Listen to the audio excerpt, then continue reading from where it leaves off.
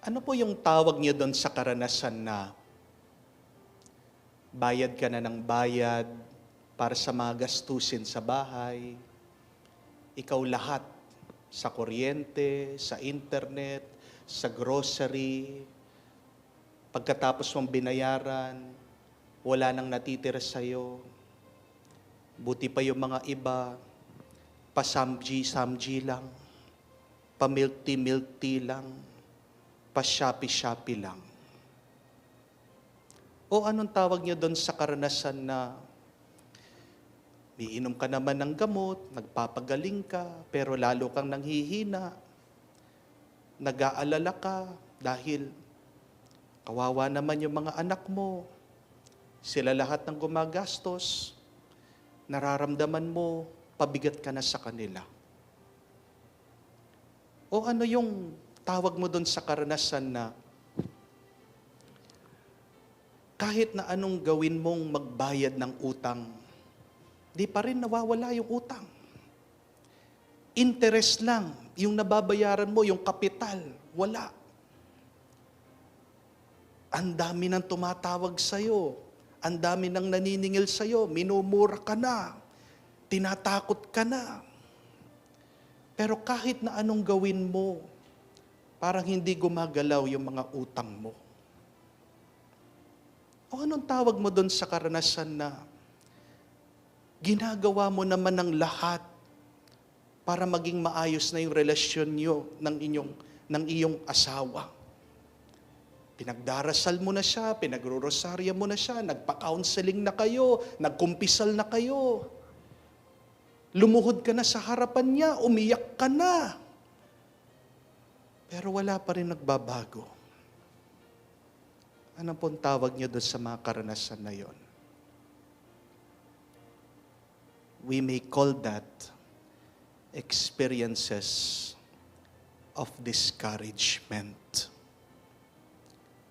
Mga karanasan na kung saan tayo'y napanghihinaan ng loob. What is discouragement? Ano ang panghihina ng loob? Ito yung karanasan na kung saan nawawalan ka na ng gana sa buhay. Nawawalan ka ng pag-asa. At paunti-unti nawawala yung iyong saya. Amen? Discouragement is when your courage and when your strength is slipping away, little by little.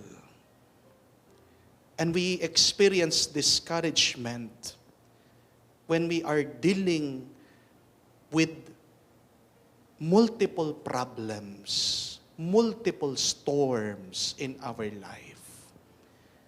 Yung hindi pa man tapos yung isang problema, nandyan na naman yung isang pagsubok. Patong-patong, sunod-sunod, walang tigil. And the question is, how can we overcome discouragement in our lives? Anong magagawa natin para malampasan natin itong mga karanasan na kung saan nanghihina na tayo at konti na lang gusto na nating sumuko? Una, kailangan tandaan natin na hindi lang po tayo ang nakakaranas ng panghihina ng loob. When you are discouraged, remember that everybody experienced discouragement one time or another. Even great people, even the saints, even holy people have experienced in their life being discouraged. Halimbawa na lang po si Haring David. You could read that in the Psalms. King David saying, Why are you so downcast, O my soul? Why are you so perplexed within me? Bakit nangihina ka, o aking kaluluwa? Sinulat po ni Haring David yun. Si Haring David, na napaka-tapang humarap kay Goliath, dumating sa punto niya, dumating sa buhay niya, nanghihina din yung kanyang kaluluwa. And even St. James the Apostle, kwento po, ang mission niya ay siya'y pumunta sa Iberian Peninsula, sa Spanya, dahil ang paniniwala ng mga sinaunang tao, this is the end of the world. No? Ito yung pinakadulo ng mundo. Pagdating niya doon, he was preaching, bringing the gospel to people. Nobody was listening to him. He was also discouraged, na panghinaan ng loob. Iniisip, umuwi na lang, hintuan na yung kanyang misyon. Hindi lang ikaw ang nakakaranas ng paghihina ng loob. Tandaan niyo po yan. Even the best of us will experience that. But secondly, after remembering that it is okay to be discouraged sometimes, believe that God is with you.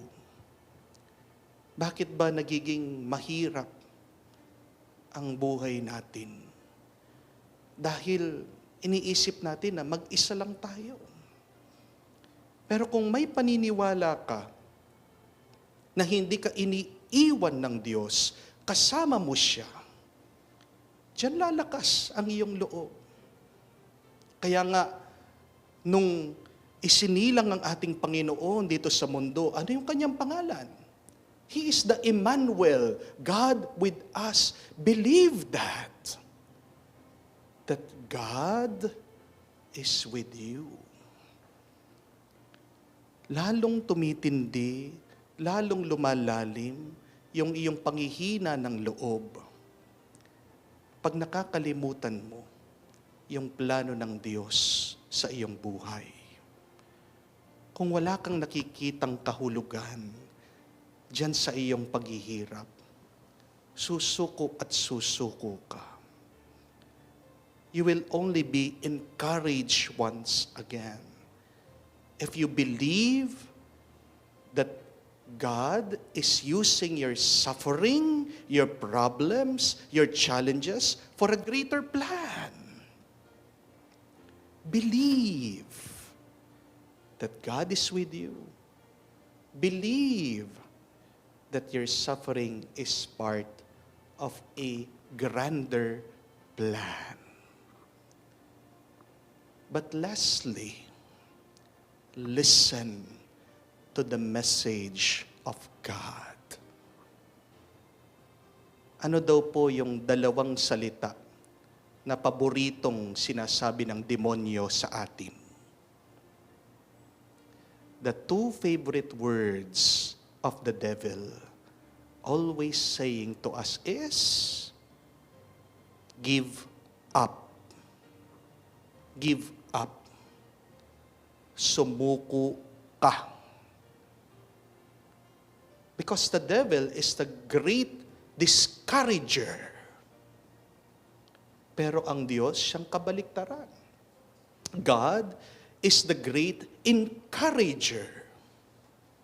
At ano ang panlaban na salita ng Diyos doon sa sinasabi ng demonyo? Two words.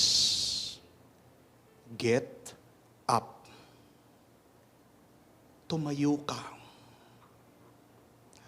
At hindi niyo po ba naaalala? Yan din ang palaging sinasabi ng Diyos, ng anghel si Jesus sa mga tao sa Biblia. Like for example, Saint Joseph, sinabi ng anghel sa kanya, get up, kunin mo yung bata.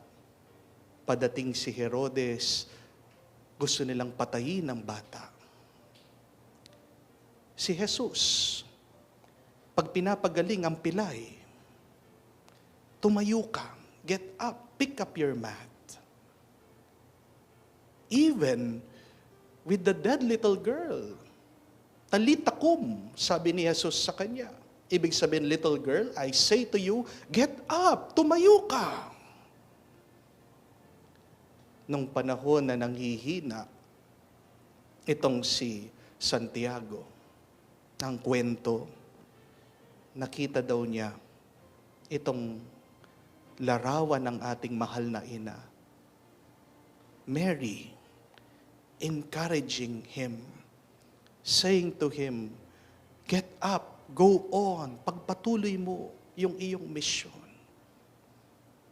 And that is a very beautiful message that we should remember, hear, and listen every day.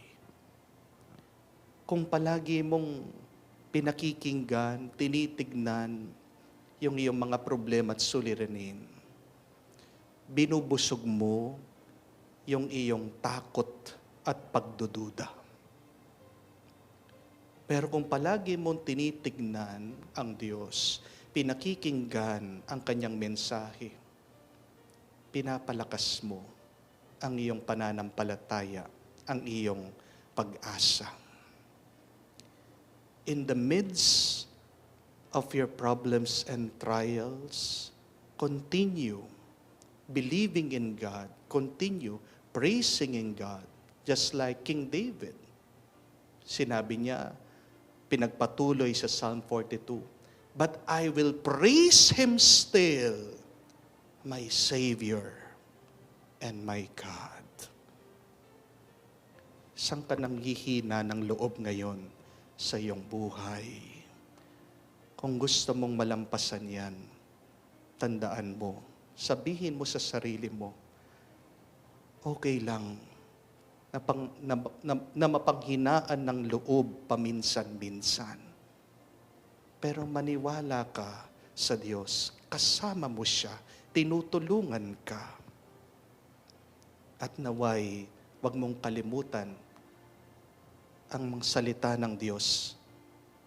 Sinasabihan ka, pag malapit ka ng sumuko, pag nasasaktan ka, pag nanghihina ka, tumayo ka at magpatuloy ka. Dahil hindi pa tapos ang iyong misyon. May mas malaking plano ang Diyos sa iyo. Let us ask the intercession of St. James the Apostle. Siya na dati napaka mapusok, napanghinaan ng loob. Tayo din, palakasin ang ating pangangatawan, ang ating isip, ang ating puso at pananampalataya so that we can continue doing our mission here on earth. Let us say, St. James, pray for us now and forever. Amen.